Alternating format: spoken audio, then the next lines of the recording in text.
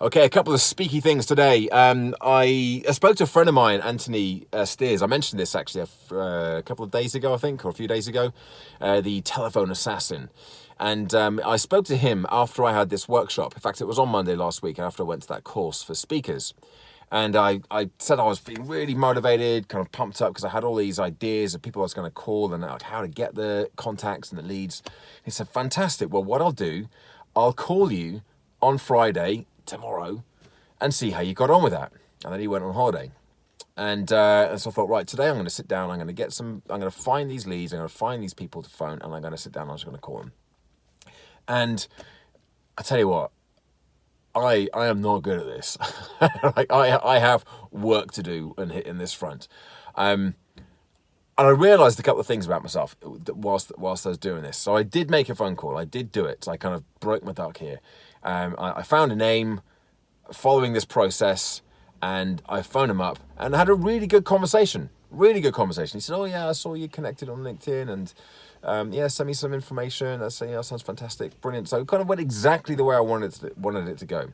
And it's not a salesy thing. I'm not trying to say, "Hey, look, I want to sell you something. I want to speak at your conference. I want to do this and that."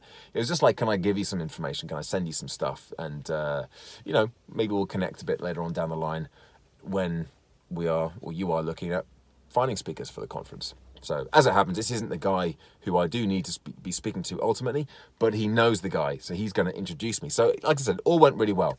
But before I made that call, I was really aware of how I was feeling and how I was running these stories through my mind and about how he's going to be busy, he's not going to pick up the phone, I'm going to have to leave a voicemail, he's not going to get back to me, because these have been some of my experiences. So yeah, fair enough, I can see where those stories came from. But then I also had in my mind, Anthony's going to be phoning me tomorrow and he's going to say, "How did you get on?" I can't just say, "Well, I didn't do it because I thought maybe they wouldn't be in." So I called them up. And so that was the first thing that I kind of realised that. And I had a very candid conversation with the guy, really nice chap. And I said, "Look, I'll be perfectly honest with you. Like I was, whenever I make calls like this, like I only just met you on LinkedIn earlier today and I'm phoning you up." I said, that's quite a big thing for me to do. Like, I don't normally do that. And he said, "Oh, don't worry about it. You're very good," which is nice of him to say. And then he also said, I spend all my day doing this. Like, at least a half of my day I spend just phoning people up. So that was interesting as well, because I kind of knew this anyway. And I remember when I worked out of a gym, out of Fitness First, the sales team would have a couple of power hours through the day, 3, I think, morning, afternoon, and evening, where they would just be hitting the phones. They'd be going down their list, phoning. Most of them would be either not in, leaving voicemails, rejection, "Sorry, I'm not interested." But occasionally they'd get through to somebody and they'd invite them down for a look around, a free visit, or whatever. So I know that this is the central piece of that sales process. And although I don't want to be making hundreds and hundreds of phone calls to get just one person to speak to me, I want to be a bit more precise and targeted than that. But and I don't want to think of it as sales either, just because that's kind of, it helps me not to think of it as sales. I'm just kind of connecting with people. That's how I'm telling myself. Anyway, point is that it was very useful today to have that experience to kind of tune in, tap into what I was feeling in the moment that I was feeling it, and also to kind of have that conversation and have that realization that people do this all the time. It really isn't a big deal. It was also quite challenging finding the names of people, and I didn't get that many, but I got a few. And I feel like now I'm a bit more buoyed up to phone people up and say, "Look, actually, if you're not the right person, then who is the right person to speak to?" Getting their numbers is going to be a bigger challenge. And this is why I went with this guy, because I got his number really easily. It was already on his LinkedIn page, I think. But others who I've looked at, no numbers. So that's going to be a bigger challenge, which is why I kind of just did one. But I also realized as well, this is the other thing that I realized today when I was doing this, that I'm aware that I'm not particularly good at it, but I also know that if I just put time into doing it regularly and consistently, then it'll get a lot easier.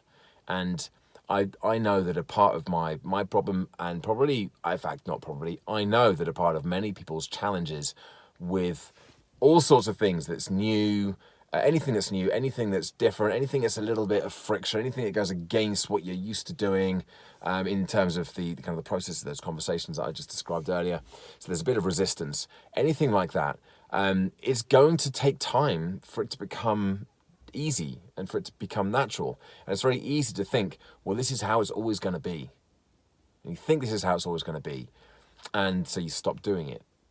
Instead, to believe that actually this is how it is now, but it will get easier. And actually then this was, because this is one of the things, right? This is one of the things I committed to doing. Step change in results, step change in processes. This is something I haven't been systemizing at all.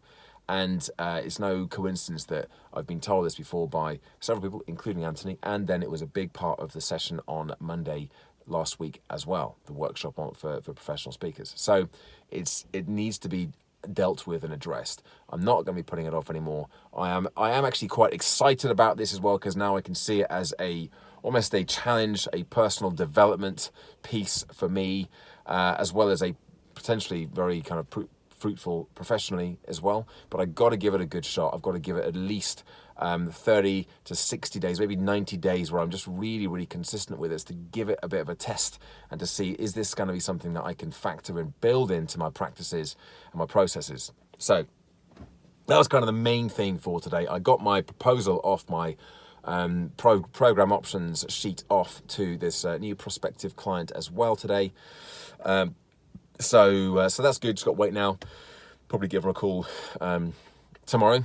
Check me out, talking about phoning people up instead of just emailing them. So I'll phone her up tomorrow and see what her thoughts are on that. And then, just keep moving forwards. But there we go. That's the update for today.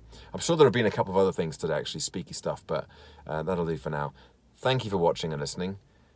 Give it a like. Give it a subscribe to the channel if you haven't already done so. And check back in again tomorrow for another daily update. Bye for now.